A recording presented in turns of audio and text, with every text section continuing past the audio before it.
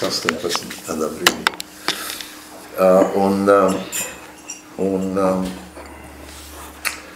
Un tad uz beigām bija tāda ļoti skaista vasaras dienas,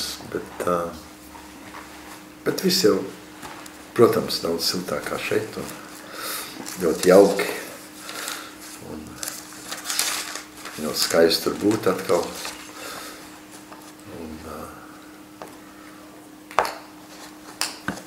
You have been to the Holy Land?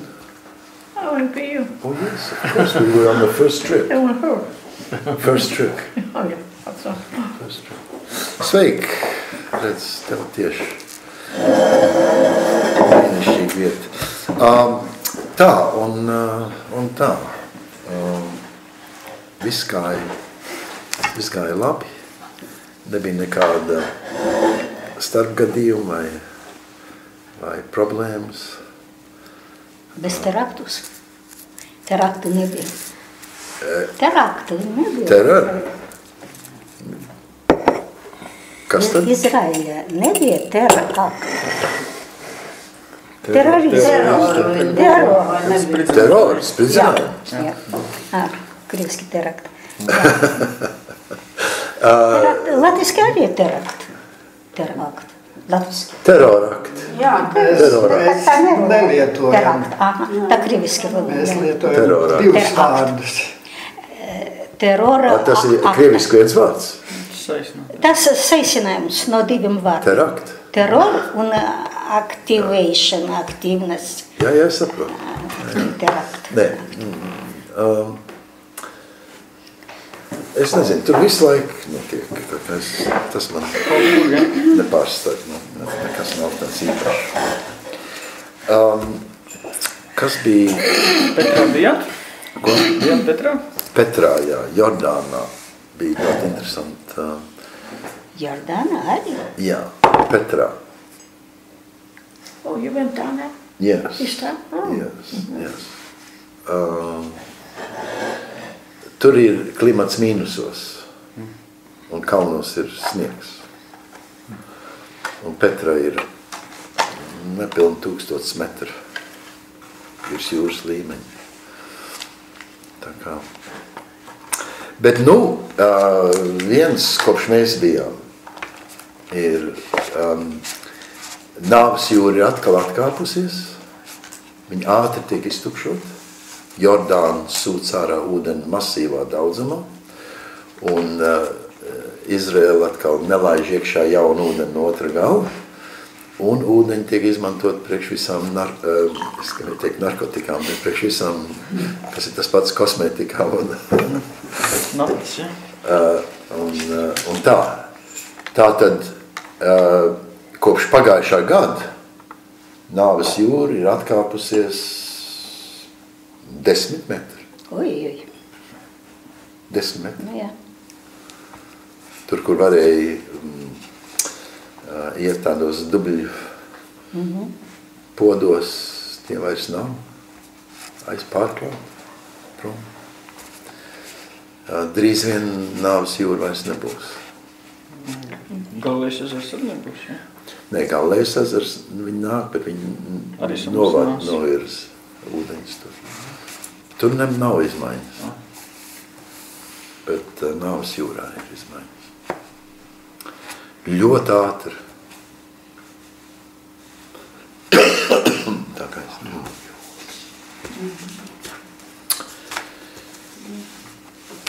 Tā, varbūt jums ir kādi jautājumi par visu to. Tā viņa teica, ka nāk stāstīs. Viņi būs šodien? Laikam, ko jās. Viņi stāstīs? Pangli tā teica, tas neizsaprat, ka viņi bija, jā? Bija. Viņi būs ar ko teikt. Jā. Un tā. Es gribēju šovakar, jūs atceraties, ko mēs darām. Mēs lasām sarunas Jāņa evaņģēlijā, un mēs tuvojamies John 14. 115. lapspusē. Un mēs tuvojamies klusai nedēļai, un es biju domājis, ka mēs šajās nākošās 3 reizēs šodien mēs paskatīsimies vienu no viņa pēdējām sarunām ar saviem mācekļiem. Un nākošā reizē, tas ir klusā nedēļā, es gribētu jums pārlasīt, ko Jāņa evaņģēlijā. Jāņa evaņģēlijā nav svētais vakarēdienas. Tas ir citos evaņģēlijos, bet ne Jāņa evaņģēlijā. Viņam ir tai vietā kāju mazgāšana. Un es gribēju šo vakarēdienu Jāņa evaņģēlijā jums paskatīt, bet to mēs darīt nākošajā nedēļā. Un tad 3. nedēļā pēc lieldienām mēs paskatīsimies Jēzus sarunu ar Mariju pēc augšām celšanās. Bet šovakar chapter 14, Gospel of John, 14. nodaļā, un es domāju, ka mēs tikai dažs pants varbūt apskatīsim šajā sarunā, mēs jau varētu visu šo sarunu, kas Jēzum ir, kas iet līdz 17.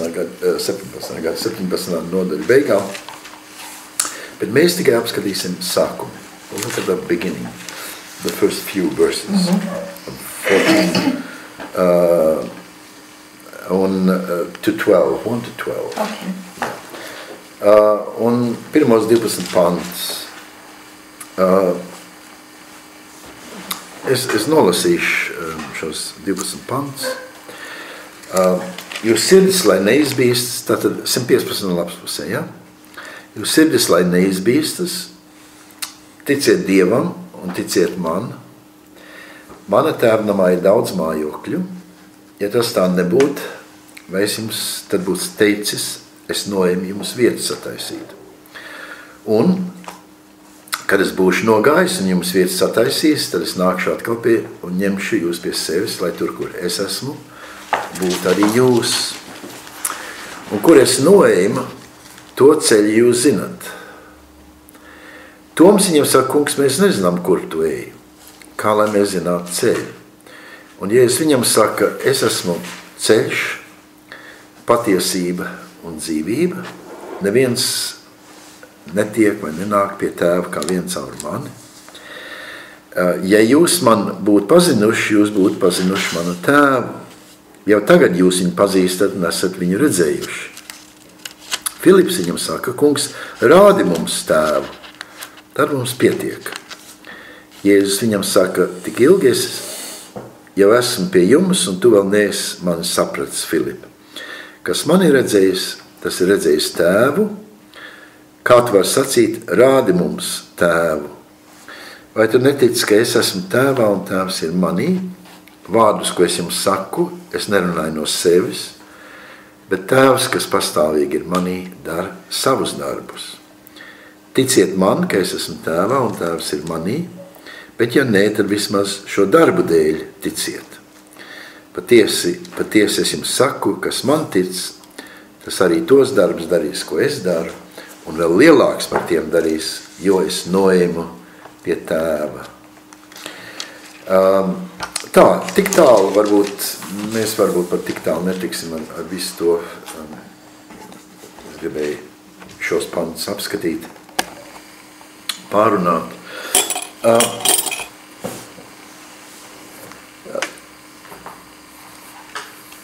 Jāņa evaņģēlijā ir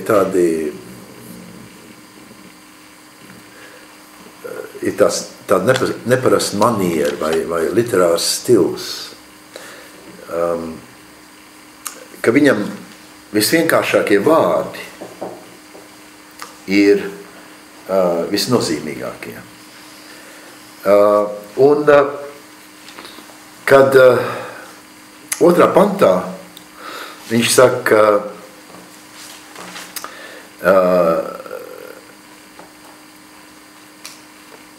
es noēmu, es eju, mēs varētu, es vecmodīgs vārds, es eju, jums vietas sataisīt.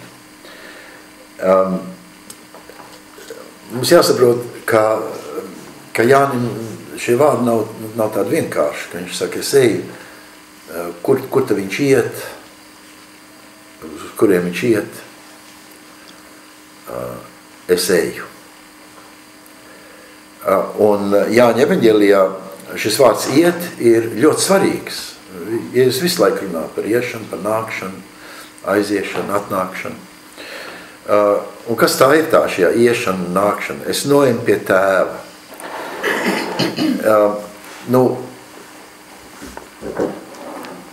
Mums visparastākā iztēle, ka mēs šos vārdus dzirdam, ir saprast, ka viņš ir uz debesīm kaut kur, pie tēva debesīs. Bet tas nav kā Jānis to saprot. Viņš patiesībā, ja es varētu tā teikt, viņš mums atņem debesis, ja mūs grib atradināt no šādu domāšanu par debesīm. Tāpat, ka viņš saka, man tēva namā ir daudz mājokļu, tas pirmais, un tā, piemēram, tas bieži vien tiek tā arī lietot šis teikums, ka šeit ir runa par debesīm, par debesu namu, un tur ir daudz mājas vai dzīvokļi vai kaut kas tam līdzīgs. Bet tas nav, ko Jānis saprot. Viņam nav debesis. Patiesībā šī pēdējā saruna, Jēzus tūlīt būs miris, un līdz tam brīdim, kad viņš beidz šo sarunu, kas ir 17. nodaļas beigās, viņš nevienreiz nepiemin debesis, kā vienīgi šajā 17. nodaļā, kur viņam ir lūkšana, un tad viņš paceļ skatu uz debesīm, tas ir uz augšu. Bet citādāk šeit šī pēdējā saruna, kur viņš runā par aiziešanu pie tēva vai par tēva namu, viņš vispār nerunā par debesīm. Šis vārds debesis neparādās.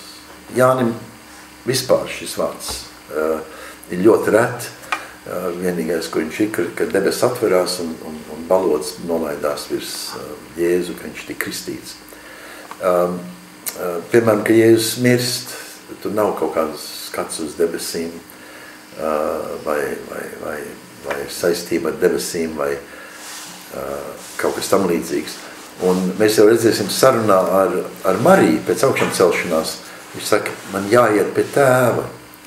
Tas nenozīmē, man jāaiziet kaut kur prom debesīs. Mēs, protams, esam tādi cilvēki, kas mēs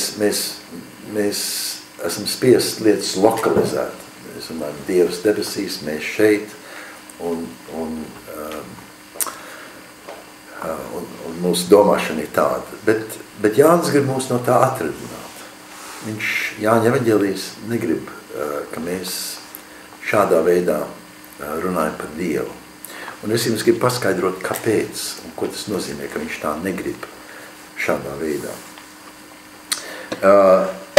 Un tātad šāds vienkārši izteicies, es aizēju, es noēmu, es aizēju pie savu tēva, ir jautājums, ko mums jāsaprot, kur viņš aiziet? Kas ir šī aiziešana? Un atbildi ir ļoti vienkārši un skaidra. Tā visā evaņģēlijā parādās viennozīmīgi. Mums nav jāmin, ko viņš saprot. Viņam tas nozīmē nomirt. Krusta nāve. Aiziet pie tēva nozīmē nevis kaut kur aizceļot, aiziet debesīs, bet nomirt.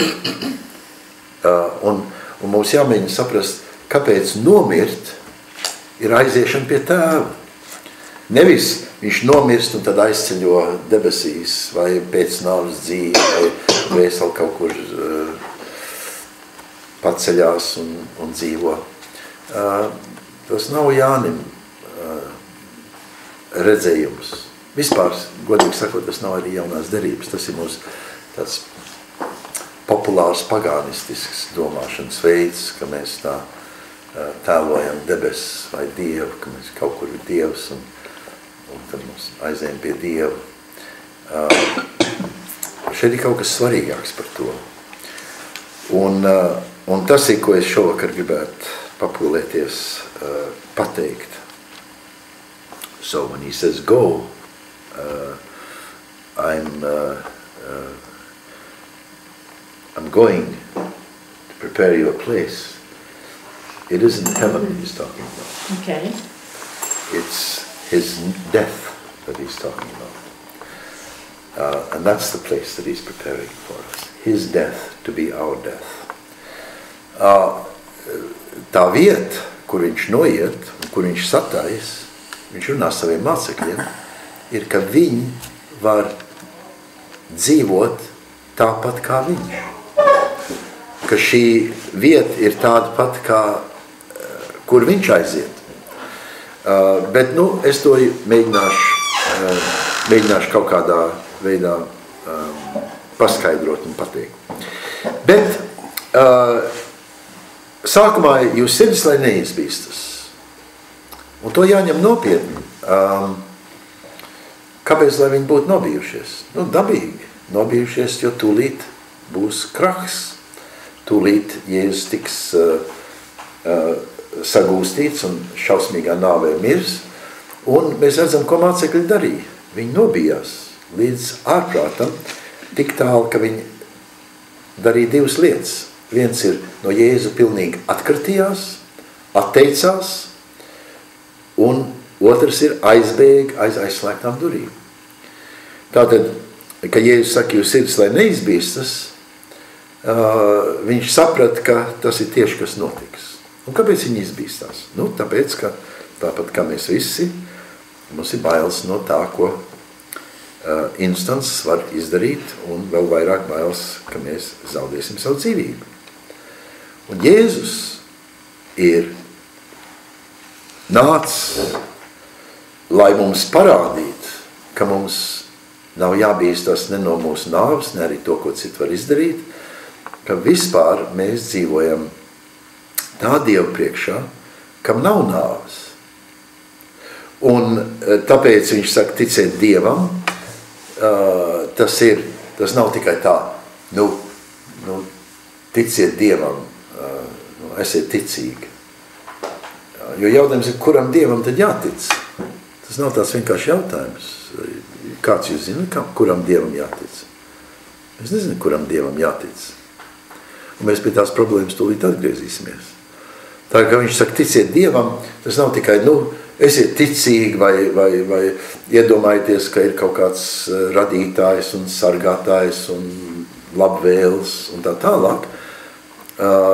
Viņam ir kaut kas ļoti konkrēts šajā vārdā, ticiet Dievam. Viņš ir nācis, lai mums parādītu, kas ir tas Dievs, kuram mums būtu jātic. Mēs tā automātiski nezinām, kā mēs zinām, kādam Dievam jātic. Kur ir tas Dievs, kādam jātic?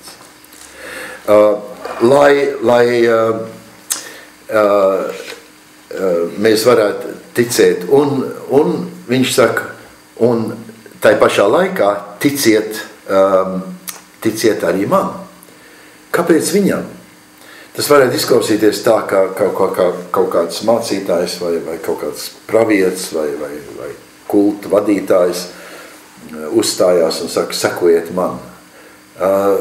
Nē, šeit ir kaut kas ļoti tieši.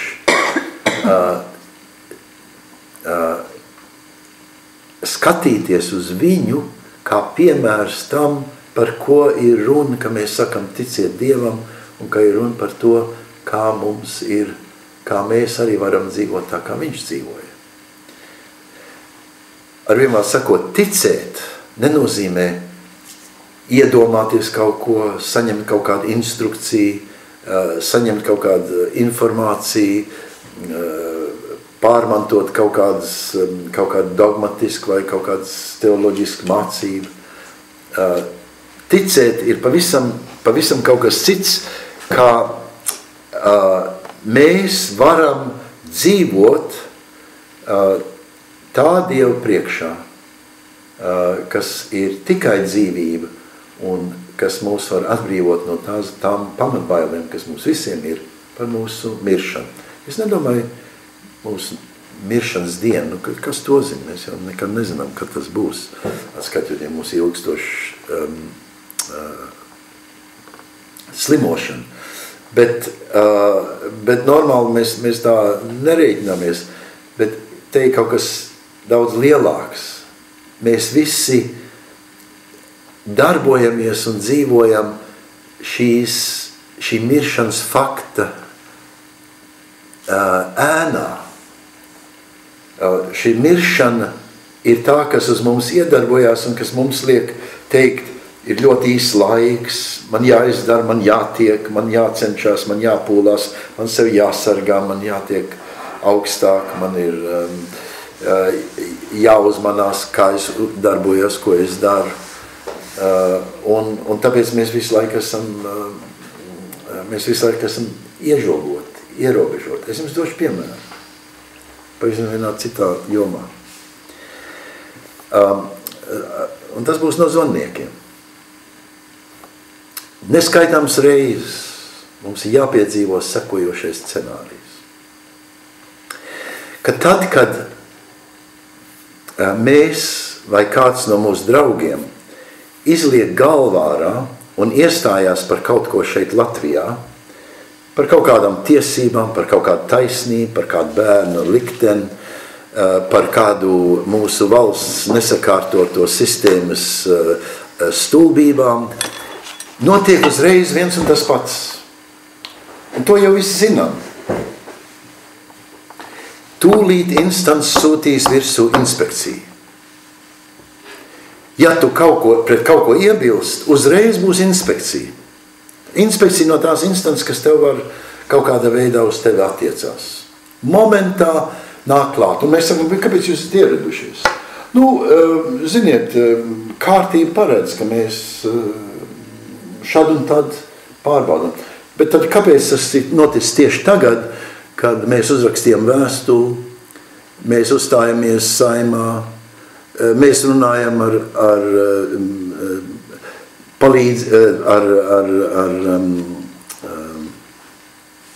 labklājības ministriju, ar bērns aizsardzības instancēm. Kāpēc tieši tūlīt, kā tas notiek, instanci klāt? Tas notiek tieši šajā brīdī pat ar vienu gadījumu. Un uzreiz izsūt vēstules visiem biedējoši, kāpēc jūs tā? Un tā taktika ir iebiedēt. Tā taktika ir padarīt mūs paralizēts, padarīt mūs, paklausies, redz instanci klāt. Bet tas ir tikai tāda maza piemērs par tādām mazām nāvītēm, no kurām cilvēki raustās. Ņemsim ne tik tieši, teiksim, saistībā ar zvonniekiem, ņemsim vispār. Jūs domājat, ka kaut kur cilvēks, kas kādā ministrijā, kas kādā valsts instancē vai uzņēmumā paziņo par nebūšanām šajā pasākumā, viņi ir cienīti. Viņi ir ne tikai nav cienīti, viņi ir vispirms izlamāti, tad viņi ir izmest uz aus, un trešais, ja var, viņus ņem priekšā tiesā, lai viņus pamatīgi nodīrātu. Tas ir, kas notiek ar saucamiem ziņotājiem par nelietībām, kas notiek visās sistēmās. Tas ir pietiekami, lai mēs pārējie ievilktos un teikt, labāk necelt degunu pār pa malu, redz, kas notiek. Mēs visi tādi mazi cilvēciņi un baidamies. Jēzus dzīve bija uz man tādu pašu. Un kāpēc Jēzus varēja nevis noiet opozīcijā? Šeit nav runa par opozīciju, šeit nav runa par sacelšanu, šeit nav runa par revolūciju. Šeit ir runa par vienkārši runāt patiesību. Par to viss, kas ir runa, par to vien. Un kāpēc Jēzus, jo par viņu arī bija tāda slava, mums ir evaņģēlijos tāds teiciens, tu nebaidies teikt tieši tā, kā tas ir.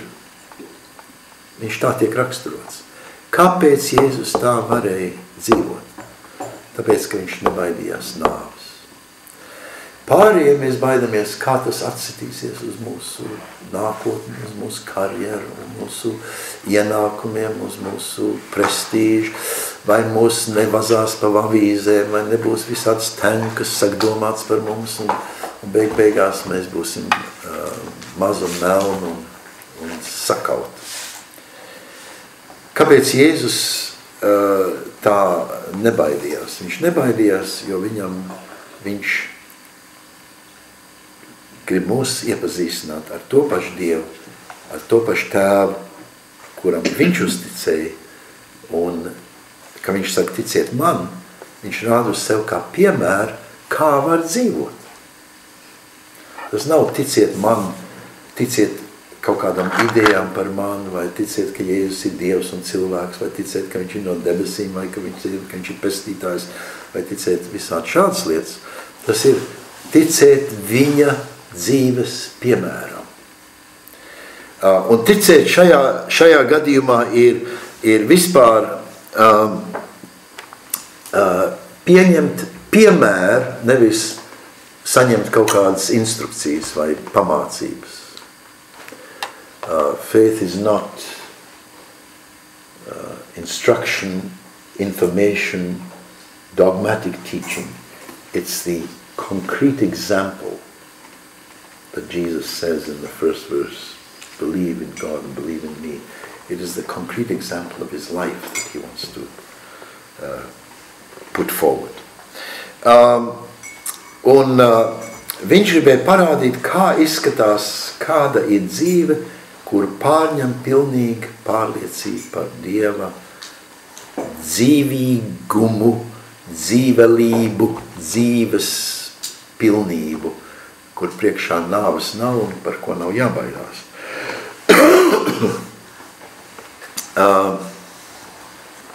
Jēzus nāca, lai mūsos iedarbinātu šādu pašu pārliecību.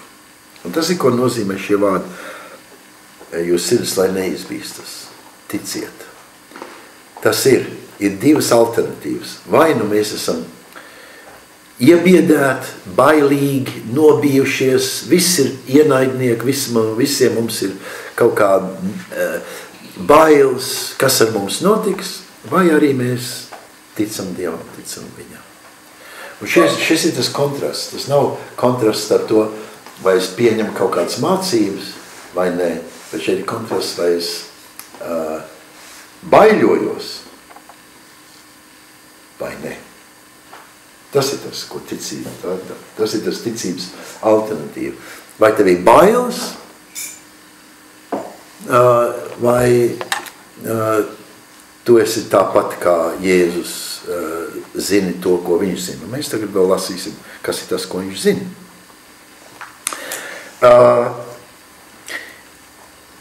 Tā kā es gribētu, lai mēs vispirms saprotam, ka šajā teikumā jūs sirds, lai neizbīstas, tas ir tas pretmets ticībai. Nevis tāds vispārējais bailes, bet bailes šīs fundamentālās bailes par savu izdzīvošanu. Jēzum nebija bailes par savu izdzīvošanu. Tāpēc man ir tas kolosālais iebildums pret Mel Gibson filmas,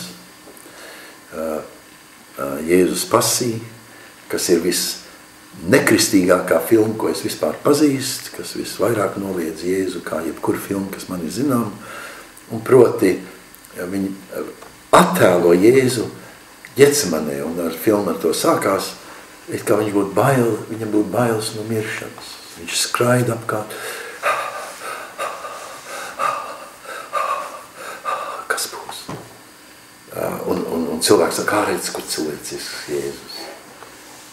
Ja tas tā būtu, tad viss, ko Jēzus ir teicis, ir pilnīga aplamība.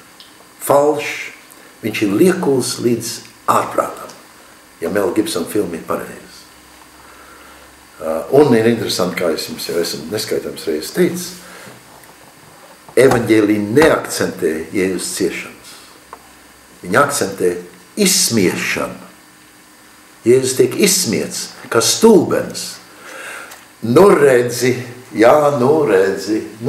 kas notiek. Tu esi laimīgs. Vai mēs neteicam, ka tā būs? Tas ir, ko viņam jāpacieš. Pacēl balss, uzrakstīja vēstuli, lec acīs instancēm, aprādīja patiesību, stāvēja par taisnību. Paskat. Vēl kāds muļķība šeit ir, kas grib tāpat. Un tas izaicinājums ir, tu te runāji par Dievs, kas Dievs ir tā un tā un tā, tad lai viņš tev pasargā, lai viņš izglāb tev. Kur tad ir glābiņš? Tu esi stulbs. Viss, ko tu stāst, ir bleķis. Tas ir, par ko Jēzus, kas tiek evaņģēlijos akcentēts. Ka viņš ir izsmiekls. Nevis, ka viņš ir cietējis. Ka viņam ir cilvēki cietuši brauc briesmīgākas lietas, nekā viņš ciet. Jēzus nav tādā nozīmē kaut kāds, ir daudz šausmīgākas lietas notikuši cilvēkiem. Tas nav tas.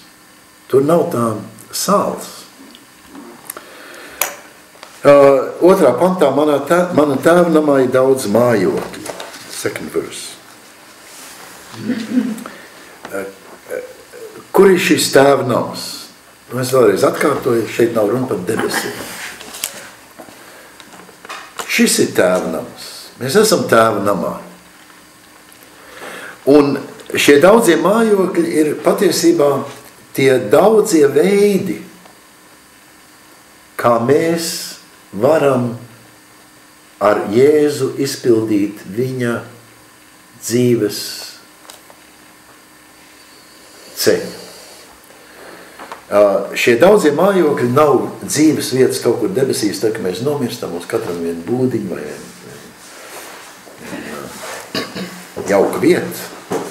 Šeit ir, ka ir visāds iespējas. Mēs katrs esam atšķirīgi, mums katram ir cita dzīve.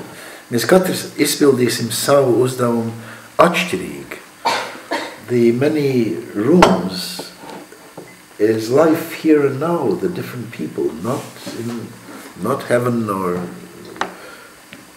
places, palaces in heaven. Och does that fit in with I'm going to make place for you? Yes. And I'm going to make a place for you. That's what he says in the second. Yeah, but how does it fit in with what you're saying? Jautājums ir, bet kā tad tas otrais pants turpinājums, vai es būtu teicis, ka es nojam jums vietu sataisīt? Ko nozīmē iet vietu sataisīt? Tas ir Margaretas jautājums. Vietu sataisīt izklausās, ka viņš aiziet debesīs, iepolstrē mūsu dzīvokļus, notīra logas un uzbūvē balkonu un saved mēbeles.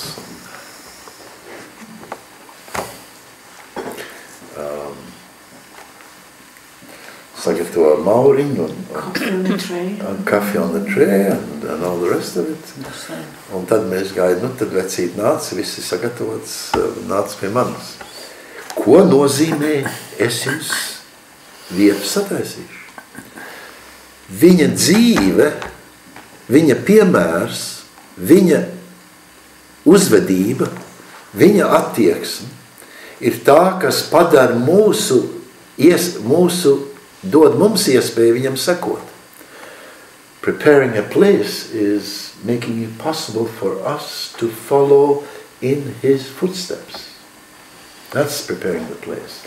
His death will be the way that he will prepare us to not fear death the same way as he did not fear death. Sagatavot vietu ir, viņš ar savu nāvi parādīs,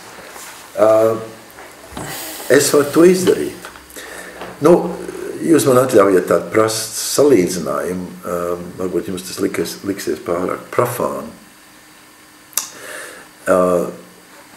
Es nezinu, vai jūs esat labi peldētā vai neesat, bet so. Es nezinu, vai jums patīk lekt no 10 metru augsta dēļa ūdenī. Labāk zemāk. Labāk zemāk, 3 metri jau arī ir. 3 metri arī augsts. Bet es atceros, ka mēs bijām zēni. Vienmēr bija daži tādi baigi labi lecēji. Un mēs lecam ezerā. Un šie tur stāv augšā un lec ezerā. Tas nebija es. Man nebija tādas, ne tādas dotības, ne arī tāda varonība. Vai ziemā. Un man bija vienmēr tāds kauns, ka es tur stāvu. Es zinu, ka mans draugs atkal tur stāvies augšā un čau iekšā. Un tagad saka, nāciet visi, kā. Es ielīdīšu pa maliņu iekšā. Es nezinu, kā tas jums ir. Bet, ko Jēzus saka, es jums aizēju vietu sataisīt, ir, es jums parādīšu, es lekšu, ja es lec, jūs varat lekt. Un no 10 metriem arī. Tas ir tieši, ko viņš ar to saprot. Kā mums bērniem bija, ka dažiem, uzkrītoši bija, ka bailes no celma nolekt. It kā tur, cik tur celmiņš, bet viņam bailes no tā celmiņa nolekt. Ļoti labs atgādinājums, ka mums atnāca bērns no bērnām. Cik viņam bija? 4 gadi. 4 vai 5 gadi. Vispirms viņam bija bailes iet ārā. No mājas ārā. Viņi piegāja pie durīm, skatījās un gāja atpakaļ. Viņi nevar iziet ārā. Un kad mēs ņemam pie rokas un iesim pastaigāties, bija raudāšana. Mums jau pagāja laiks, lai mēs saprastu, kas te notiek, kāpēc viņš raud. Un tad bija, kā Rolands saka, tas interesantais bija, bērni kāpņā un lec zemē un lec sniegā un tā. Un mēs atceramies, ka šie 2 bērni no bērnam nevarēja uzkāpt uz celmu, kas ir tik daudz no zemes. Vienkārši viens bluķis stāv zemē un uzkāpt tur augšā un noliekt zemē. Un tie pārējie, kas, protams, ne tikai var no tāda, bet vēl, ka redz, ka viens nevar no tā noliekt, tad viņi iet uz vēl augstāk un parāda, kā no tā var noliekt. Un vāļāties krist iekšā grāvī, lekt iekšā grāvī, un tad viņi skatās, vai viņš skatās, vai sekos. Un mēs atceramies, kas tas bija par sasniegumu, ka, teiksim, mēnesi vai 2 vēlāk viņš var uzkāpt un nolekt, un uzkāpt drusku augstāk un nolekt. Tieši tas ir ļoti labs atgādinājums, ļoti labs piemērs, par ko Jēzus runā. Viņš parādīs cerībā, ka mēs esam iedrošināti, pārņemti no tā, ko viņš ir darījis. Bet tas jau ir, kas Jēzus ir. Ne jau kaut kā ticēt, kaut kādiem priekšrakstiem, vai kaut kādai informācija par Jēzu, vai pareizi ieskat. Bet vai mēs varam iet tādu ceļu, kā gāja viņš. Un tas ir, ko nozīmē, es noēmu jums vietas sataisīt. He's giving us the example. We have the example of children who, from the children's home, were not able to stand on a log that was this high and jump down. Where other children would be jumping from branches and all this kind of thing. And we remember it took us a month, 6 weeks before they could stand on this log and jump down, an achievement. And really, Jesus is giving us the same thing, that he's teaching us that we can jump.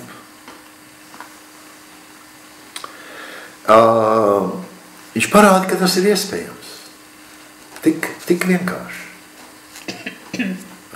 Nav vienkārši. Jūs sirds, lai neizbīstas. Tas ir, ko tas nozīmē. Mēs esam bailies, mēs esam neziņā, mēs nevaram to darīt. 3. pants, verse 3. Un kad es būšu nogājis un jums vietas sataisīs, tad es nākšu atpakaļ pie jums un ņemšu jūs pie sevis, lai tur, kur esmu, es esmu būt arī jūs. Un šeit tā programma ir skaidra un gaiši pieteikta. Viņš ies šajā nāvē, viņš parādīs, ka viņam no tās nav bailes, ka viņam nav bailes no tā, ko cilvēki var viņam izdarīt, viņam nav bailes no situācijas, kurā viņš ir nonācis, un viņš mūs vedīs tai pašā ceļā. Es nākšu pie jums, ņemšu jūs pie sevis, lai tur, kur es esmu, būtu arī jūs. Un tas taču bijis kristīgās dzīves pamatprogrammā. Kā Jēzus ir nevis mums kaut ko nācis mācīt un stāstīt un skaidrot, bet ka viņš ir šis dzīvais piemērs, ar kuru mēs sākam saprast dzīvi pavisam citā veidā. Tā vieta, the place, the many rooms, tās ir daudzās iespējas, kāda mums dzīvē pavērsies, kur mēs varēsim šo nebailīgumu, šo drosmi, šo sekošanu piedzīvot, likt lietā, izpildīt. It's the many opportunities that we will have of repeating the courage and the trust in the vivaciousness and non-death of God.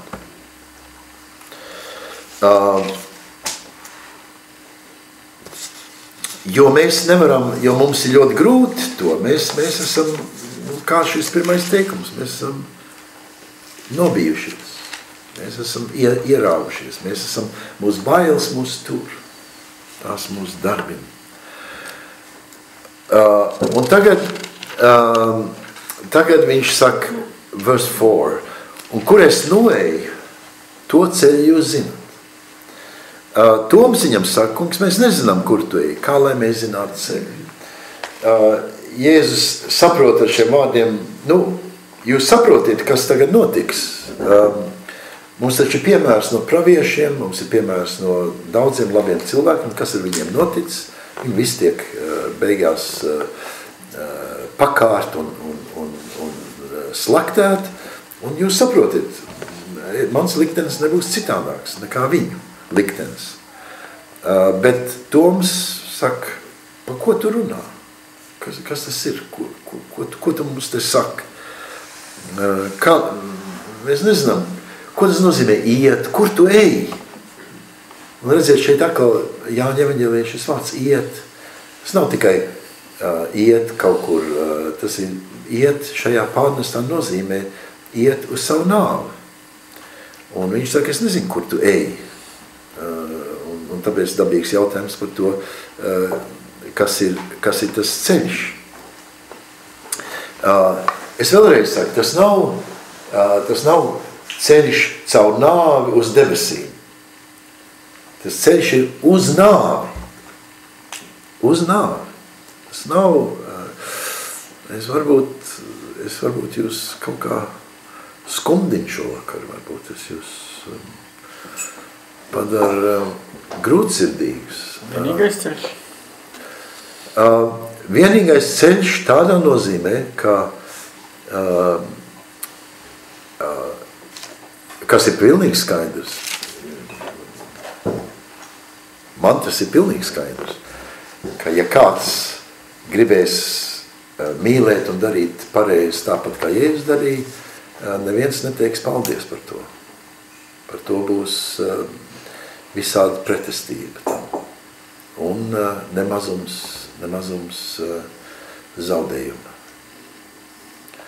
Tas nav tā, ka jums nevajag nevienam iedomāties, ka cilvēkiem pasaulē patīk labas lietas.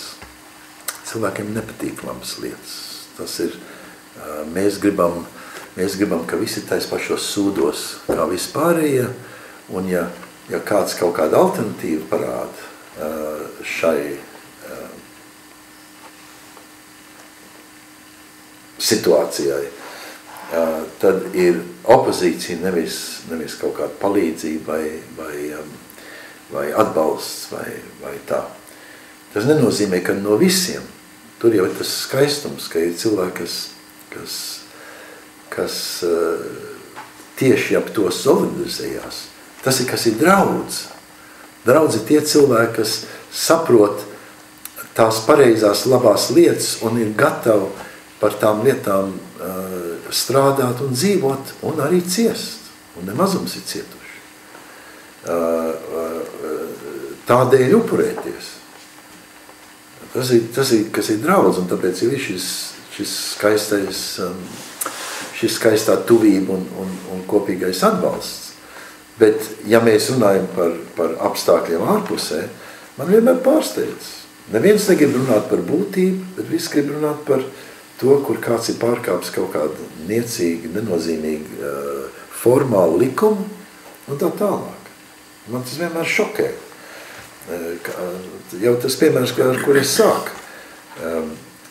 Nevienam liekas sistēmā neinteresē, kas ir tas, par ko ir runa, bet visiem interesē, vai tu esi izpildījis likuma burtu. Nevienam bērns neinteresē. Bērni neinteresē, tas ir pilnīgi, ko tu vispār runā par bērniem. Vai kādam interesē bērni Latvijā? Lai neviens mums nestāsta, ka valdībā ir mazākā interese bērniem. Mums ir interese par visu pārējo, bet ne par bērniem, ne par ģimenēm, ne par pensionāriem, ne par grūtdieņiem, ne par tiem, kam ir visādas nelaimes. Mums ir interese par visu citu. Un ja šīs lietas par šīm lietām sāk milzīgi aģitēt, tad uzreiz jau mēs zinām, kas būs. Būs telefonu noklausīšanās un vajadzīgās represijas. Saka, lūdzu, tas ir vairāk rakstīgs tieši mūsu vidē vai arī citur pasaulē? Visur pasaulē, visur. Tas nav Latvijas. Tā ir daba. Un ne tikai daba, tā ir tā sistēma. Tas ir, par ko Jēzus runā. Mums ir, viņš mūs aicina, ka mēs varam dzīvot citādi un nevis šajā sistēmā, kas ir balstīta uz iebiedēšanu, atriebību, varas, pielietošanu un sava labuma meklēšanu. Tas ir visur.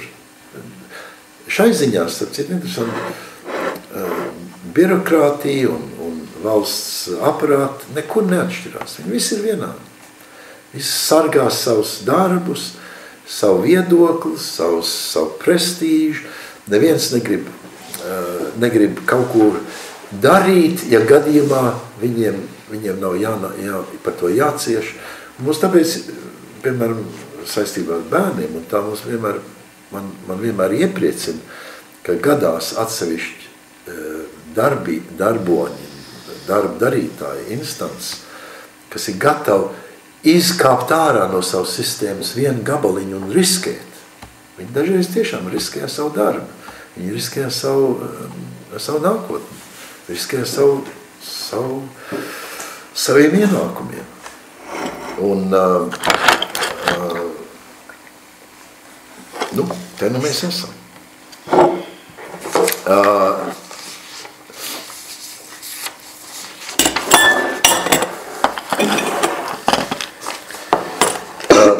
Tātad, tos viņi saka, bet mēs nezinām, ko tu dari. Mēs nezinām, kur tu ej, kas ir, kur tu ej, kas tas ir par ceļu, ko tu mums saka. Un, protams, tas ceļš un tas, kur viņš iet, ir nevis kaut kas tāds mistisks, bet tā ir viņa gatavība ciest, dzīvot tā, kā viņš dzīvoja. Un Jēzus viņam saka, es esmu ceļš, patiesība un dzīvība, neviens netiek pie tēva kā viens caur mani. Tagad es gribētu šo tekstu paskaidrot, jo man liekas, šeit ir lielāka pārpratuma nekā daudzās vietās visā Bībelē. Neviens, so this is now verse 6, I am the way. the truth, the life. Neviens nenāk pie tēva kā viens caur mani. Tas vienkāršākais veids, kā šo tekstu, ja jūs man atļaujiet pateikt, kā viņu var pārprast, ir iedomāties, ka Jēzus saka, es esmu vienīgais, kas jums var iedot informāciju par Dievu. Jeb es esmu vienīgais, kas kaut ko zina par Dievu. Vai vēl trakāk, ka kristieši ir tādi cilvēki, kam ir kaut kāda īpaša informācija par Dievu, kas ir vairāk nekā cilvēkiem, citiem cilvēkiem. Pilnīgi garām. Kristieši nav labāk informēti, viņi neko nezina vairāk par Dievu, viņiem nav kaut kādas slepena informācija, zināšanas, kas nav citiem cilvēkiem. Patiesībā kristīgās ticības viedoklis ir, ka mēs neviens nezinām neko par Dievu. Ja mēs gribam zināt par Dievu, mēs nezinām neko par Dievu. Dievs nav mums saprotams. Nav vispārināts kaut kāda zināšana par Dievu. Nav tāds Dieva jēdziens, ko mēs varētu zināt. Un starp citu, kad cilvēks saka, viņi netic Dievam, vai viņi ir ateisti, vai kaut kas, mums vienmēr jājautā, kuram Dievam te jūs neticat? Kur jūs ņemat tās idejas par šo Dievu? Kas tas ir par Dievu, kam jūs neticat? Un bez izņēmuma es jums varu apgalvot. Tā būs ideja par Dievu, ko arī neviens kristietis netic. Visi to, ko cilvēks saka, viņi ir ateisti, par ko viņi saka, kāds Dievs nav, tieši tā arī kristieši domā. Mums varbūt šokad nerunāsim, mēs kādā citā reizē par to runāt, bet visi tie ieskati par Dievu, ko cilvēks saka, to es norāju, tāds Dievs nav, es esmu vairāk kā drošs, kā tas ir tieši tas, ko kristietība arī noraida un uzskata, ka tas nav Dievs, un tāpēc tādā ziņā kristieši ir viensprāts ar vairumu ateistiem un tiem, kas saka, ka viņi Dievam nevar ticēt. Kristieši arī nevar ticēt tam muļķībām, ko cilvēku uzskata, kas ir Dievs. Augstākā vāra vai kaut kas tāds. Daudz saka liktenis, es ticu liktenim. Liktenim, jā, tieši tā. Spēkam, kas man vāda. Kristieši pilnīgi noraida šāds, kad mēs kaut ko zinām, kā zina kaut ko par likteni, kaut ko zina par augstāko vāru. Tas nav jēdziens, kas ir, ar ko kristīgā ticība vispār ir saistīta vai kaut kādā veidā ir apgalvojusi. Bet, kad Jēzus to saka, te nav runa par to, ka ir kaut kāds vispārējs informācija par Dievu un ka Jēzus ir tas, kas mums šo informāciju tagad pateiks. Es esmu tas, kas jums pateiks patiesību un tā tālāk. Kristieši nezina kaut ko vairāk, vai viņi labāk informēti par Dievu.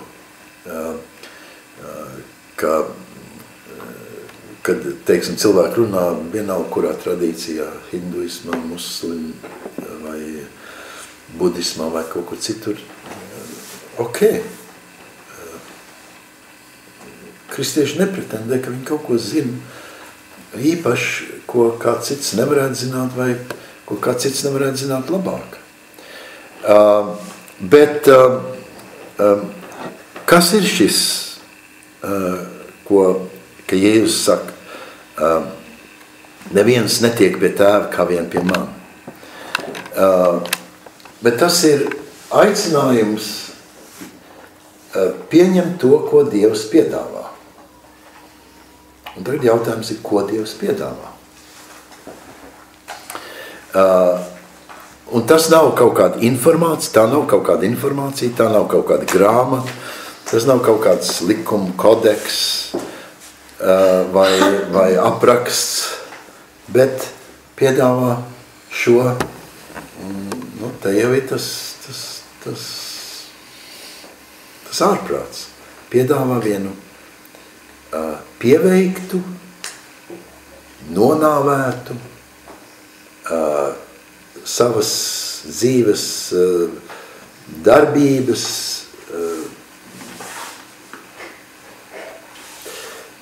apstādinātu cilvēku. Tas ir, ko Dievs piedāvā. Dievs piedāvā šo vienu cilvēku, kas patiesībā piedzīvoja neveiksmi. Un ne tikai piedzīvoja neveiksmi šajā groteskā, riebīgā, mūsu rokās sarūpētā nāvē. Un tāpēc Pāvils saka, ka Dieva spēks ir nespēks un viņa gudrība ir muļķība. Citādās aprisēs. Tas ir, kā mēs varam saprast Dieva spēku šajā neveiksmīgā, pieveiktā cilvēkā. Viņa mūžs beidzās agri, un viņa mūžs beidzās neveiksmīgi. Mums jāsaprot, Jēzus stāsts nav uzvarētājs stāsts. Tas ir zaudētājs stāsts. Tas jau ir bijis tas interesantais. Tāpēc jau mēs valkājam krustus. Krusts ir tā zīme par neveiksmi. Krusts ir neveiksmes zīme. Krusts ir riebīgas nāves zīme. Krusts ir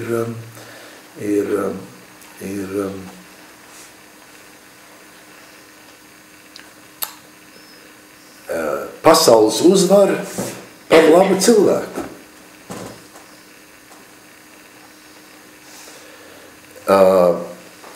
Mēs vienmēr gribam savu Dieva ideju, un tāpēc Bībelē ir šis Bābeles tons, ko mēs ceļam debesīs, vai mēs domājam, ka ir kaut kāda asketiska prakse, vai meditācija, vai kaut kas cits, ar kur mēs varam Dievam tuvāk būt. Bet nē,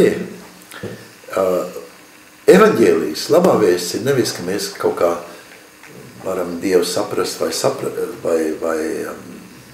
viņam tuvoties, bet ka viņš tuvojās mums, Jēzu Kristu. Bet viņš tuvojās mums šajā neparastā veidā.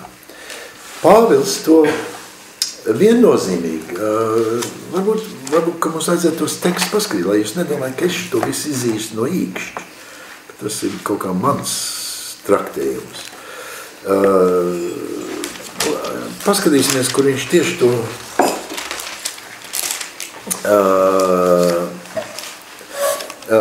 174. lapas pusē. We're going to look at 1 Corinthians 1,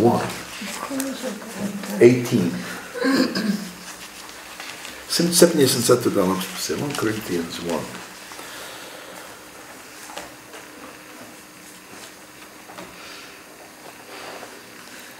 Uh, 18? 1:18.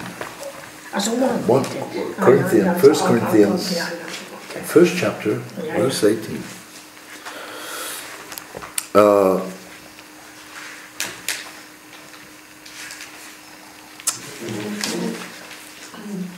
Sāksim ar 17. pantu, pirmā nodaļā. We'll begin with verse 17. Yeah, 18. 17 we'll begin. 17.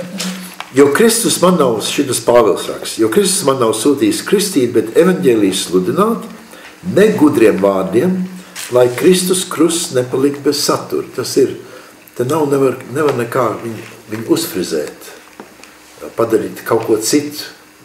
Te ir krusts. 18. Jo vēsts par krustu ir ģeķība. Ģeķība ir vecs vārds, kas nozīmē muļķība, stulbība, idiotisms. Ir ģeķība tiem, kas pazūd, bet mums, kas topam izglābt, tas ir Dieva spēks. 21. pants, verse 21. Jo, kad pasaule ar savu gudrību Dievu viņa gudrībā neatzina, tad Dievam labpatīk izglābt ticīgos ar ģeķīgu sludināšanu. Tas ir par šo krustu. 22. Jūdi prasa zīmes, grieķi meklē gudrību, bet mēs sludinām Kristu krustā sisto, kas ir jūdiem piedauzība, apgriecība un pagāniem stulbība. Pagāni tas nozīmē nejūdiem. Bet 24. pants, bet tiem, kas aicināti tik labi jūdiem, kā grieķiem, Dieva spēks un Dieva grudība. Jo, 25. pants, Dieva muļķība ir gudrāk nekā cilvēka, un Dieva nespēks ir stiprāks nekā cilvēks. Un tas tieši attiecas uz krustu.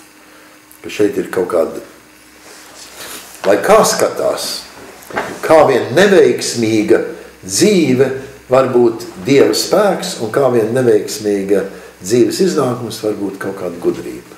Tas ir tas, ko Pāvils grib šeit teikt. Un tas ir, ar ko Jēzus saprot, ka viņš saka, es esmu ceļš, patiesība un dzīvība, ka tas ir nevis, ka viņš kaut ko māc un ka mums jāklausās tikai uz kristietību vai viss tā pareizās atbildes, bet taisn, šī dzīve ir tā dzīve, ko Dievs ir mums dāvinājis, lai mēs varētu redzēt, kā var dzīvot cilvēcisku dzīvi. Un tur jau tas trakums ir, mums jau liekas, cilvēcisks dzīve ir kā? Iet universitātē, aprecēt labu cilvēku, tikt pie bērniem, izveidot savu karjeru ar pietiekami labiem ienākumiem, dzīvot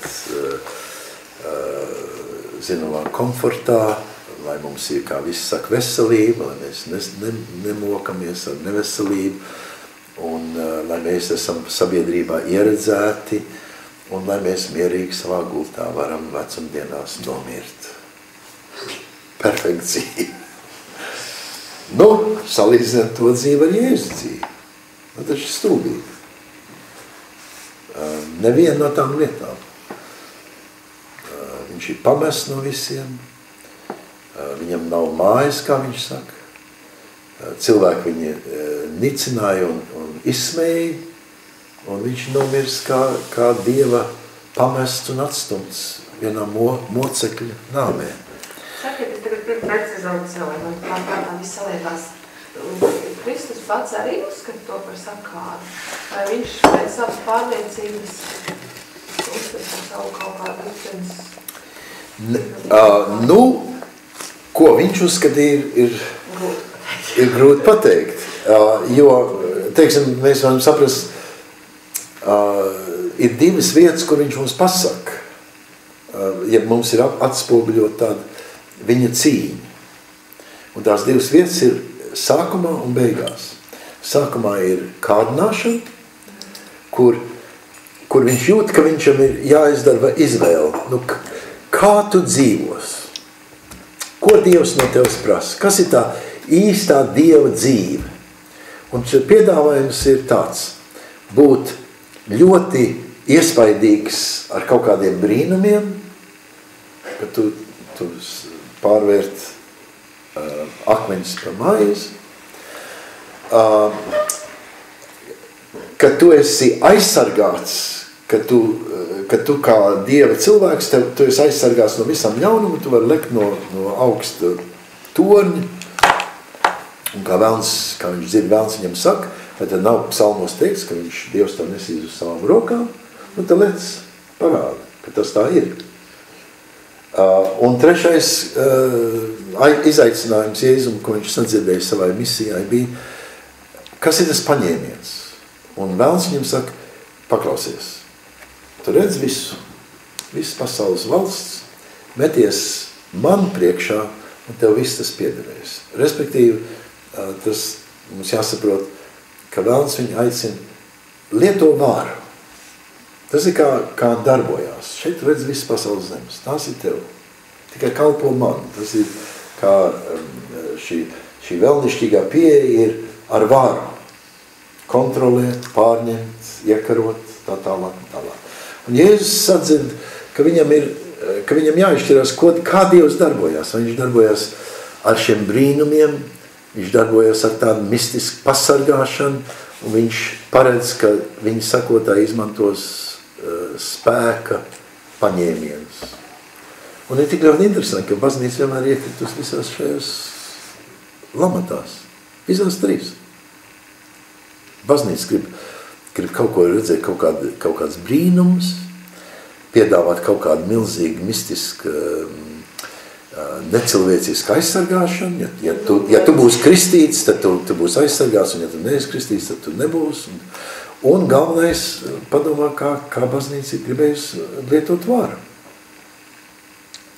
Neuzticās. Mums ir pa brīžam jāpielieto drusku tā spēku.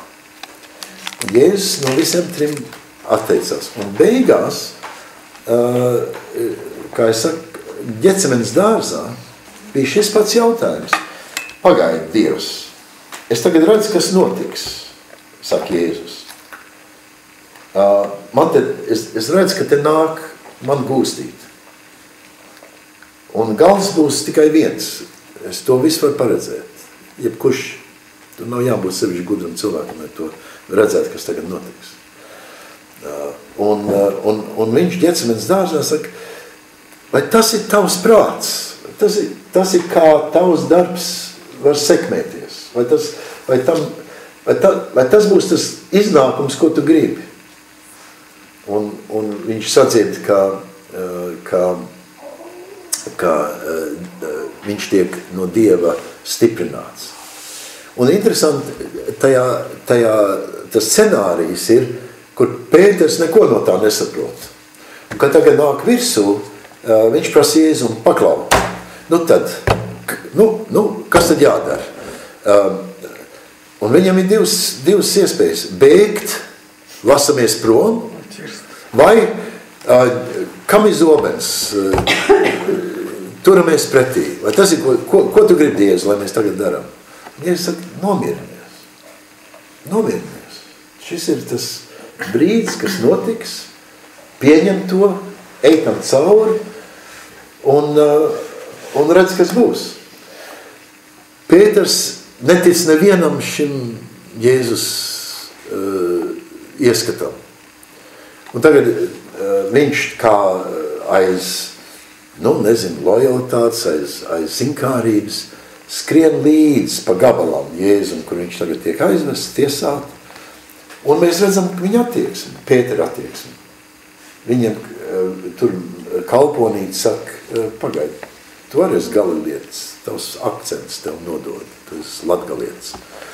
Mēs dzirdam tavu izloksmi. Un viņš saka, neko tur runā, liecies mierā.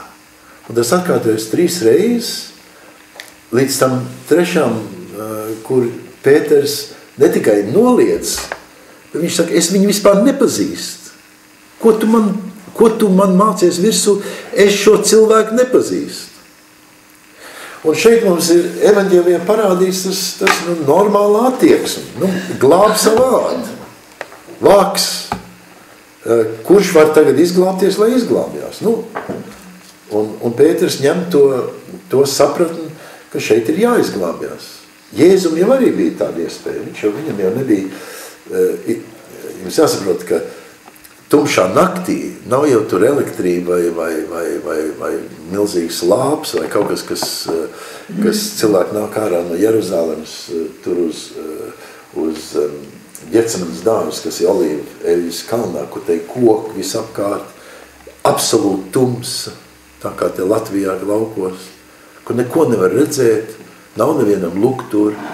Tāpēc jau tas jautājums par to nodevību, kur ir sarunāts par to Jūdas, ka viņam jānoskūpst Jēzu, lai viņi varētu tumsā tur kaut ko vispār saskatīt lāpa gaismā, kurš tad ir tas Jēzus, ja tur viņi visi ir apsagušies ar saviem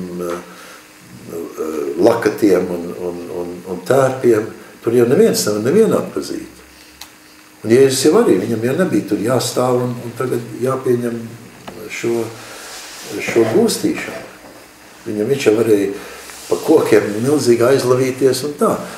Bet mēs redzam, ka viņš vēlāk saka, ko jūs, es esmu katru dienu atklāt dienas laikā nāc, jums jau nav pat jānāk, kāpēc jūs nākat tumsā, jūs varat man pa dienu paņemt.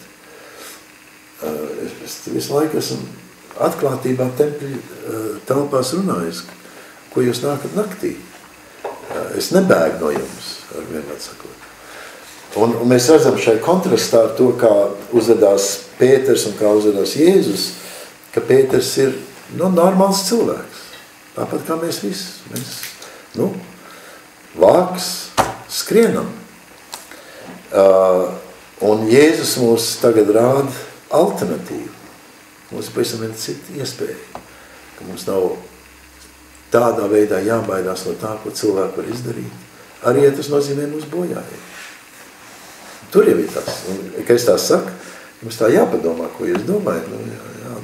Cēlīs tā saka, nav jābaidās. Bojājiet. Kurš te grib bojājiet? Kurš te mūsu draudzēs grib bojājiet? Mēs jau nākam draudzē, lai milzīgi izglābtos un būt tie laimīgie un būt tie, kam ir viss labi izdodās. Bet tas jau nav ko patiesībā mūsu ticīgi mums apsola. Ir pretsmēts tam. Tas nav tā, ja jūs būsiet draudzē, ja jūs kristīsieties vai kā, tad viss būs čik. Kristīties nozīmē sev apzīmogot ar to krustu, kuru nes Jēzus. Un,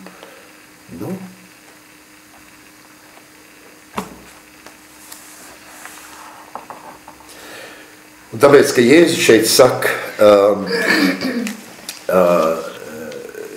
ja Jēzus dzīve viss saka, un tas ir kā kristīgā teoloģija to saprot, un kā kristietība to saprot, ka viņš aicina, lai mēs esam patiesi, īsti cilvēki un dzīvojam savu cilvēcību, un tas nozīmē nebūt paniskās bailēs par savu nāvi. Un viņš mums grib parādīt, kā izskatās viena īsta cilvēkam cienīga, godīga, laimīga dzīve. Nevis tā, kā mēs to iedomājamies, ka mēs tā sev no visām malām polsterējam un aizsargājam un nodrošinām, un ja man vairāk naudas, jo es būšu drošāks un iesvēršu labāk medicīnu un man būs lielāks komforts un lielāka aizsargāšanās un tā tālāk.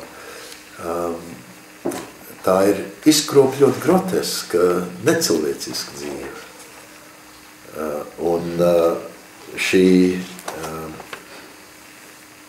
šis aicinājums, es esmu ceļš, patiesība un dzīvība, ir taisni teikt, tā dzīve, ko es dzīvoju, ir tas ceļš, par kuru mēs varētu iet, tā ir tā patiesība par Dievu, ko es dzīvoju, un tā ir, un interesanti, šis pēdējais vārds, 6. pantā, dzīvība. Jūs saprot, viņš tūlīties nāvē, viņš tūlīt būs slaktēts, nogalināts. Viņš saka, es esmu dzīvība. Tas jāpadomā, tas nav tā, tas ir 14. nodaļā. Atpakaļ mēs esam 116. lapspusē.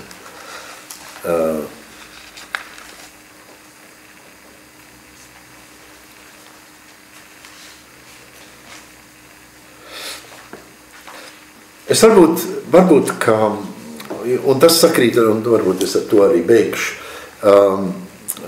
ja jūs man pazīstat, jūs esat pazinuši man tēvu verse 7 on John 14. In John 14. No, in John 14. Okay. Yeah. Verse 7. Ja jūs man būtu pazinuši, jūs pazīt man tēvu, jau tagad jūs viņu pazīstat, esat viņu redzējuši. Un Filips saka, kur mēs viņu redzējuši, un ja jūs man esat redzējuši, jūs man tēvu redzējuši. Ļaujiet man varbūt šādā veidā arī pabeigt mūsu vakaru. Mums ir tāds skaists izteiciens. Mēs visi esam Dieva bērni. Mēs visi esam Dieva bērni. Jā, labi, forši. Mēs esam Dieva bērni. Bet tas jautājums ir, kāda Dieva bērni mēs esam? Kurš ir tas Dievs, kur bērni mēs esam?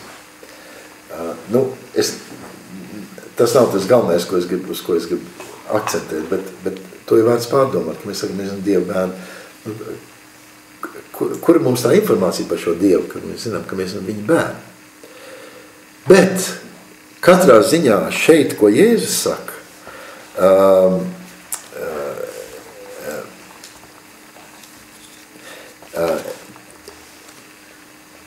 11. pantā, ticiet man, ka es esmu tēvā un tēvs ir manī. 12. pantā, patiesi es jums saku, kas man tic, tas darīs arī tos darbus, ko es daru, un vēl lielāks par tiem darīs, jo es noeju pie tēva. Šeit Jēzus saka, ka mēs kļūstam, mēs topam par Dieva bērniem tieši tādā veidā, ka mēs uzticamies un sasaistamies ar to pašu tēvu, ar kuru Jēzus bija sasaistīts. Mēs esam šī Dieva bērni. Vai es varbūt to var tā pateikt negatīvi. Mēs nevaram būt Dieva bērni, atskaitot, ja mēs gribam būt tādi bērni, kāds bija Jēzus savam tēvam. Tas ir tāpat uzticēties, tāpat paļauties uz viņa klātesību. Un tas ir, ko Jēzus nāca mums pateikt. Jo mēs esam ieslēgti savā ielenkumā, savās bailēs. Un kamēr mēs tā esam ieslēgti, viņš grib, lai mēs patiešām kļūstam mūsu tēva bērni. Es jums došu profānu salīdzinājumu. Kādi jau no manis ir dzirdējuši. Agrāk man bija jābraukā diezgan daudz, ka es dzīvoju Amerikā, baznīcas lietās un tā. Un bieži vien bija jāpaliek dažādās, nedzīvojam pa viesnīcām, bet mēs dzīvojam pie dažādiem cilvēkiem. Pārnakšņojam, kas mums laipnā kārtā uzdāvināja naktsmājas. Kā tas ir pārnakšņot citu cilvēku mājā? Nu, tā ir tāda diezgan nērta lieta. Viss jau ir labi. Vakariņas ir skaists, tēdzeršana ir skaists, bet vakarā, kad jāiet gulēt. Mēs nezinām īsti, kur ir vansistaba. Kas man jāvelk mugurā, lai es tik no savas guļamistabas uz vansistabas? Vai es traucēju pārējos? Cik te ir vansistabas vispār? Un kurš tiks pirmais? Un vai es pa daudz ūdeni lietošu? Un vai es pa daudz trokšņošu? Un es esmu tā, lai cik laipni cilvēki, tās nav manas mājas, es esmu tādā ielenkumā. Un tad es velk pussaģērbies, kustos uz kaut kā, uz aiziet nomazgāties un tad ātri aizlien atpakaļ uz savu guļamistam un lec gultā. Savās mājās. Jūs man atvainojat. Es staigāju, ja es gribu izģērbies tā, kā Dievs man radīs, kā es gribu nāk un iet, jo tās ir manas mājas, tā ir man istabas. Es esmu savās mājās. Man ir ērti. Es dzīvoju šeit savās mājās, nevis svešās mājās. Un man tas vienmēr bija tāds salīdzinājums, kā vai šī dzīve mums ir kā tāds svešs mājas, kur mums kas notiks, kā tu saki, liktenis sitīs, vai te ir slimības, te ir cilvēki, kas man skauž, un kas to zina, un tenko, un runā, un ko es zinu, vai es dabūšu, vai man būs darbs, un vispārējais, un es visu laiku esmu tā, neesmu mājās. Un Jēzus dzīvoja. Un tas ir, ko nozīmē, mēs esam tēva bērni, dzīvo tēva mājās. Viņš dzīvoja šajās tēva mājās un saka, šī dzīve ir tavas tēva mājas. Un tāpēc nevis to idejiski teikt, mēs visi esam tēva bērni, bet piedzīvot, justies un kļūt par tēva bērniem. Un starp citu mums ļoti jādomā, kas ir šis tēvs? Jo jums jāsaprot, cilvēka parastā ieskata par Dievu ir ļoti divkosīga. Viņi tādi, Dievs ir patiesībā, jūs man atļaujat tā teikt, ir monstrs.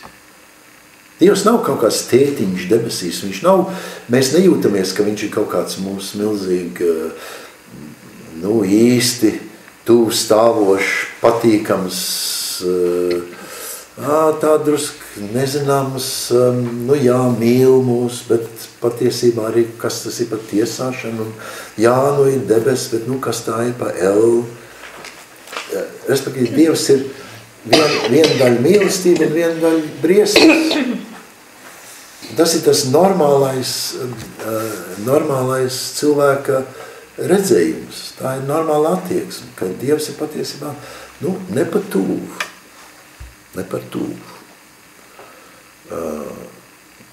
Un Jēzus tur runā par tēvu. Es nezinu, kādu mans tēvs tika nošauts tad, kad es biju 5 gadu vecs, tā kā man nav tāda liela pieredze ar tēvu, bet tiem, kam ir tēvu. Un es zinu, ka dažiem tēvi ir briesmoņi bijuši. Un šis vārds tēvs nav nekāds labais. Bet, ja mēs varam iedomāties, tad, kad mēs gribam runāt par tēvu un tajā pozitīvā nozīmē, tas notiek tikai tad, kad mēs varam to kā faktiski kļūt par tēva bērniem. Nevis tikai tā runāt un tā kaut kur tomēr domāt, es īsti nezinu, vai viņš par mani labi domā, vai par mani slikti domā, vai kā es stāvu. Augšām celšanās bija mācekļu pieredze, ka viņi ir absolūti pilnīgi šī tēva debesīs nesti. Tas ir, ko nozīmē piedzīvot, ka Jēzus augšām cēlies. Ka tāpat kā Jēzus izgāja savai nāvei cauri, un tas viņa nāve un dzīve tika apstiprināta šai augšām celšanās notikumā, mēs par to runāsim pēc 2 nedēļām, tā arī mēs esam absolūti nest, ka mēs varam nocelt nost visu to, kas mūs aiztur un kas mums liek šaubīties par sevi. Un tas nav tik vienkārši, tas arī tāds, mums jācīnās ar mūsu iekšējiem velniem, lai mēs to varētu izdarīt. Bet tas ir tas, uz ko Jēzus aicina, un ka viņš saka, šīs saruna par to rāda mums tēvu un tā tālāk,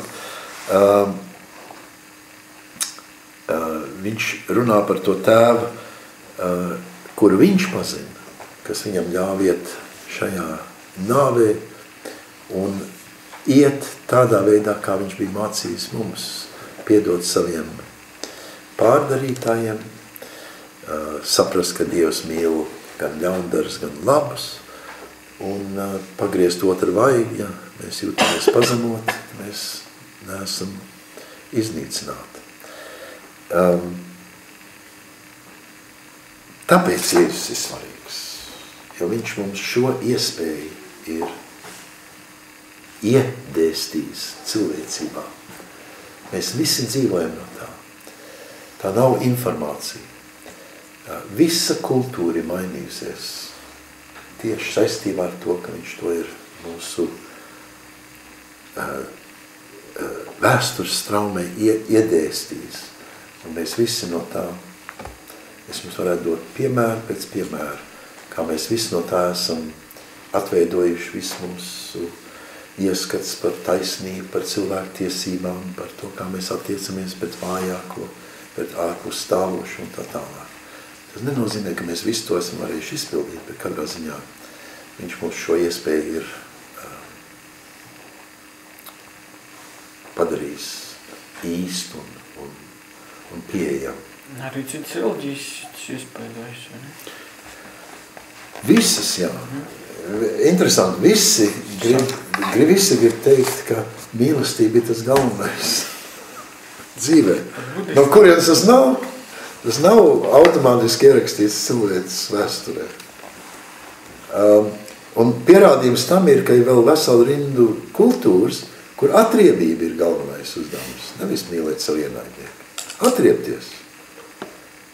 Galvenais ir, mēs visi uzvedamies, jūs zināt kā, es nezinu, ko meitenes dara skolas laukumos, bet es zinu, ko zēni dara. Mēs tur sākam bakstīties. Viens nāk un iedod mazu grūdienu.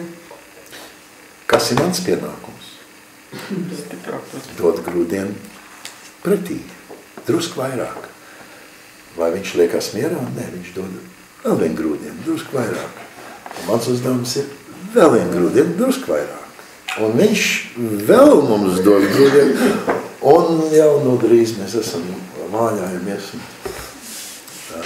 Tā ir dzīve. To mēs saprotam. Jā, skolā bērni parasti sakaujās un es aizēju prast.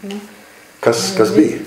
Nē, tā kā abiem liek justies vainīgi atbildēt, bet viņš sāka pirmais. Viņš sāk, jā. Vainīgs ir tas, kurš sāka vainīgi, bet mums vienmēr jāatrod vainīgo. Bet arī vainīgs tas, kurš sāka pirmais, ja es aizstāvējos, tā kā devu pretī. Tas ir attaisnojums to. Bet arī galvenais, ka jāmeklē vainīgo. Ja mēs zinām vainīgo, tad viss ir labi. Ok, vai vēl varbūt jums kādi jautājumi? Atvaini, es saprotu, šis ir tāds diezgan pasmaks, heavy stuff. Yeah, sure is. Bet, nāk klusā nedēļa. Zināmā mērā iet kopā ar to tekstu, ka es neienīstu šo dzīvi, ja tas nevar man sekot. Jā. Bet tur ir šo, nevis vispār savu dzīvi, bet šo pasaules dzīvi. Šo pasaules dzīvi, jā. Tas bija teksts svētdien šajā austrumnieciskā pārspīlējumā, kas neienīst šo dzīvi, tas nevar. Thank you, Margaret. On Good Friday, special concert, 5 o'clock. 5 o'clock what? Special service and concert For what? here for Stabat Mater. Oh, what's it? It will be When? on Good Friday, next week. Okay. Next week. Next week, not next this week. No, next week. No, not this. Ne šobrīd, pēc nedēļas pirmdien. Un tā. Mēs te vēl sanākam nākošu otrdien, un arī to otrdien pēc tam es jūs aicinu katrā ziņā, ja jūs varat. Klusā nedēļā. Ja nav, mēs varam, es labprāt, ja jums vēl būtu kādi jautājumi, bet mēs varam arī beigt. Nē, es domāju par to nāvi kā tādu, vai šādā iezīnā vai ko, bet es domāju, ka es tā pieņemu, protams, es spriežu pēc savas pieredzes, ka nāve ir kaut kas tāds ārkārtīgi reāls. Un tas ir kā tāds Tāda masīva prasība, ja? Ne kā prasība, bet tas ir kaut kas tāds... Primārais, ja? Bet ne primārais, vienkārši tas ir tā kā fakts, tas nav, ja man liekas, ja skatās cilvēka dzīves kontekstā, un tāpēc man liekas ir labi, tā kā šodien runāju, ka tas nav tāds, es nezinu, grand fināli pēc kā nav nekā, vai jā.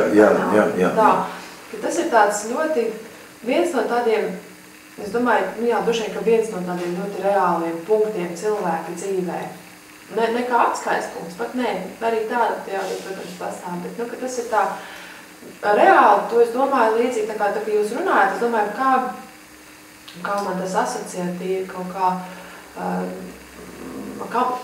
kur es to esmu piedzīvojusi, tā kā jūs runājat, ne? Okay. Un tad es atcerējos, ka tā privāta mana pieredze bija, tad, kad man ir meita, tagad 7 mēneši tūlīt viņai būs. Jā. Un tad, kad es paliku stāvoklī, es to uzzināju, un īstenībā, protams, tur šoks, jo es nebiju vēl laulājusies, tad es nezināju, kā būs, kad es to pastāstīšu Andrim, un es atceros, ka es toreiz ļoti raudāju, bet nevis tāpēc, ka no prieka, bet tāpēc, ka es sapratu, ka tajā brīdī vispār neskatu tās emocijas, jēga, un tu domā, kas būs, kā būs, un tā. Un pēc tam, pat, kad jau viss nomierinājās, un es sapratu, ka es esmu kāds drošībā, vai ne, ka nav tā, ka man tagad jāiet, dienai jācīnās. Es ļoti tīri pat fiziski atceros, ka bija kaut kādas tādas vakari, kad man vienkārši galvā tā zobrata griezās, un es sapratu, ka tas fakts, ka viņa ir, ka tas bērns, ka tas ir kaut kas ļoti reāls.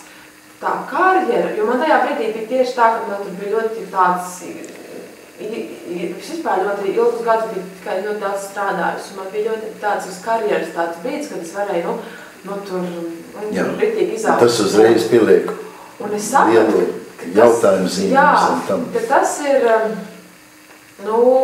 ka bērns tas ir reāli. Jā. Tā karjera, tas ir īstenībā sapņu pilis. Ļoti interesanti. Es domāju, tas ir ļoti, ļoti pareizi. Un tieši šis kontrasts starp to, ka mēs tā domājam par karjeru un visām tām lietām, tās liekas vienā brīdī tāds kaut kas tāds, kas patiešām stāv praktisks un īsts, bet tas bērns ir tā īstenība, kas parāda, ka tā bija, kā tu saki, ka tāds sapņi, tādi mākoņi, ko mēs paši esam uzbūruši. Un es domāju, tas salīdzinājums ir ļoti labs, ka ir šie reālīs momenti, kas mums parāda to nereālību, ko mēs esam priekš sevis uzbūruši, kas mūs tur, kas mūs valdzina vai paņem. Un šī īstenība, šī tavā gadījumā, tavu bērnu piedzimšana, uzreiz liek redzēt to īstenību iepratīm tiem šiem mākoņiem vai ideāliem, vai sapņiem, vai cerībām, vai to, kas varbūt mūs līdz tam ir virzījis ļoti īsti, ļoti konkrēti uz priekšu. Jā, man tieši pat tā piedzimšana, tas jau bija tāds kā pēc tam, bet es atceros to lūzumu punktu, kad tad es saprotu, ka paga, tas ir māja, tas ir tā kā, tas ir solījums. Tas bērns ir tas īstais. Tas ir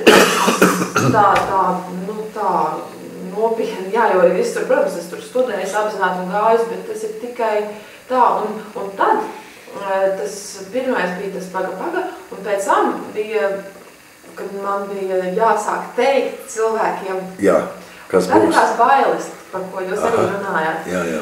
Un es domāju, ka tas neiedarās sistēmā. Jā, es gudrs cilvēks, kāpēc man ir tādas bailes? Man taču nav tādas arī pašapziņas, ir tā problēmas. Es varu pateikt savu viedokli. Bet tad, tā kā jūs teicāt, un tā arī fakts, ka mūsu sabiedrībā bērni nav neko ļoti gaidīti. Tad es tā kā domāju, rapos, kur ir tas iemesls. Un tad es secināju, ka man ir pēdējie 3 darba devēji, pie kuriem es esmu nostrādājusi plus mīnus 15 gadus. Visi ir teikuši bērni, nekad mūžā, fu. Jā, tā sistēma ir skaidra. Jā, tas aizmirst. Tikai mums, varbūt tur kādam, lai tie bērni dzimst, bet ne mūsu karjeras plānos.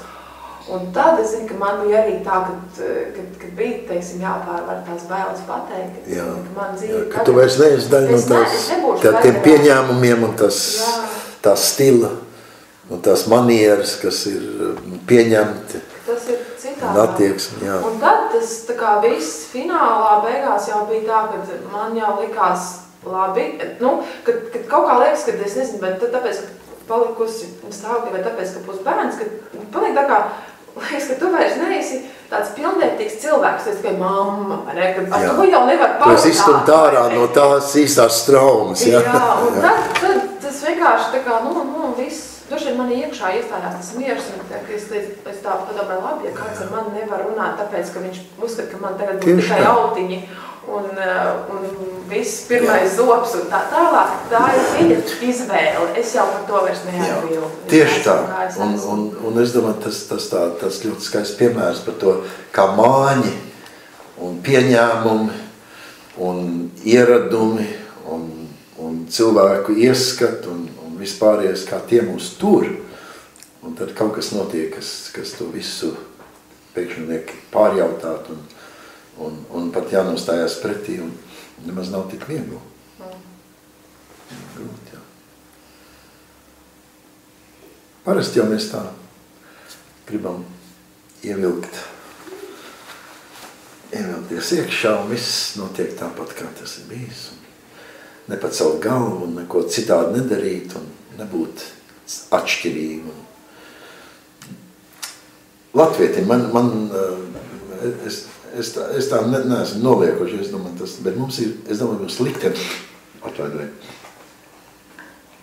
mūsu liktenis mūs ir padarījis tāds cilvēks, ka man tāds sajūta ir, ka latvietim viena no latviešu īpašībām ir.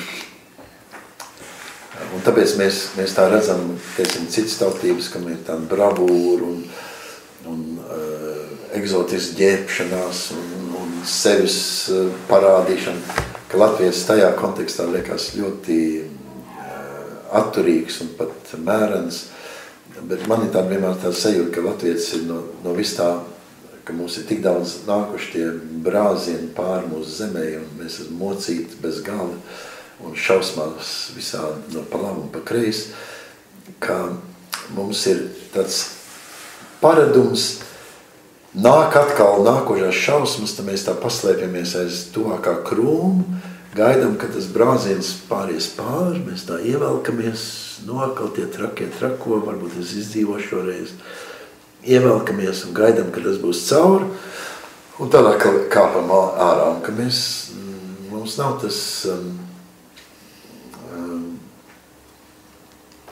drošais solis savā psihē. Mēs esam diezgan traumēti. Es tā skatos uz daudzām lietām, bet, piemēram, mēs esam tik maz zemīti. Man piemēram, es nevarēju saprast, kad mēs iedibinām, kad prezidentūra izveidojās Latvijā, atjaunotā Latvijā, ka pēkšņi jābrauc ar Mercedesiem, ir apsardz, ir viss šīs simboliskās, šie rekvizīti, kas ir nepieciešami, lai būtu prezidents. Jāiet 6 apsargiem līdz prezidents staigā pa Vecrīgi. Trakums. Kāds šaus, kāds viņus ņems ciet, kas tas ir? Kā viņi baigās no savas tautas? Nē, tas ir stils. Un brauc ar dārgām mašīnām, Mercedesiem, policijas mašīnas skan un par skaļruņiem mašīnās saka, lai lasās no ceļa nost un tā tālāk brauc 110 km ātrumā par mūsu lielceļiem. Kur mēs esam? Mēs pārņemam pārmantojam šo ierasto lielvalsts stilu un mēs sākam tādā veidā arī tēlot, ka mums ir šie augstā līmeņa elitārie vadītāji, kas nevis ir tuvu cilvēkiem, bet ir pat no cilvēkiem atdalīti. Man tādā kontekstā vienmēr patīk, ka amerikāņi, lai gan, protams, negrib pārspīlēt, tur jau neviens nedomā ieiet Baltā namā bez aicinājuma, bet piemēram, visi prezidenti nav kaut kādi, nezinu kur, viņi visi grib, ka viņu vārdi ir visvienkāršākie vārdi. Tā kā viņš nav, viņš ir nevis Richard, bet viņš ir Dick Nixon. Viņš nav John Kennedy, bet ir Jack Kennedys. Kā Busham bija, viņu sauc par George. Viņš ir George. Tas pats vārds, kas man... Un Barack Obama ir tā drusku grūtāk, bet arī viņi lieto Obama, kā tas būtu tāds vienkāršāks vārds nekā Barack. Un ka ir ka prezidents ir tikai vēl viens no mums, nevis kaut kas cits vai augstāks un tā. Un man vienmēr liekas, ka valsts pašpārliecība ir redzama tajā, kā viņi izveido savu virsvadības tēlu. Latvietim mums vajag šo drusku pacelt to ar Mercedesiem braucošo, ar kliedzošam policijas mašīnām pavadītu, ar 6, 8 slepenā dienesta vadoņiem apsargāt prezidentūru. Mazā valstī. Kas mums vainas? vismaz es par to cienu mūsu patreizējo prezidentu, ka viņš mēģina drusku šo lielo struktūru samazināt. Es atceros, kad Vairvīģa Freiberga tika ievēlēta, un tad ārpusē man bija saruna ar slepeno dienestu šefu, un es teicu, paklausties, tagad ir Vairvīģa Freiberga ievēlēta, vai jūs nevarat samazināt savu darbošanos, vai jūs nevarat tā vienkāršāk nelikt tik daudz tos dienestu cilvēkus apkārt un visu šito te lielo ambrāžu. Un viņš man teica, jā, būtu jau labi, bet likums mums neatļauj, ka tas jāsot ierakstīts likumā, ka jābūt tik un tik aizsarga. Kā tad Bērziņš dabūna? Redz, es domāju, ka tas nav likumā jārakstīt. Kurš tad to likumu uzrakstīja? Jā. Tā kā tā sistēma, ja mēs tā, Jēzus mūs aicina uz kaut ko drusku vienkāršāk nekā visam šim. Viņam nebija ne augstais priesteris, ne Pilāts kaut kāda liela bubuļa. Tāpat cilvēka. Labi, mēs tad piecelsimies.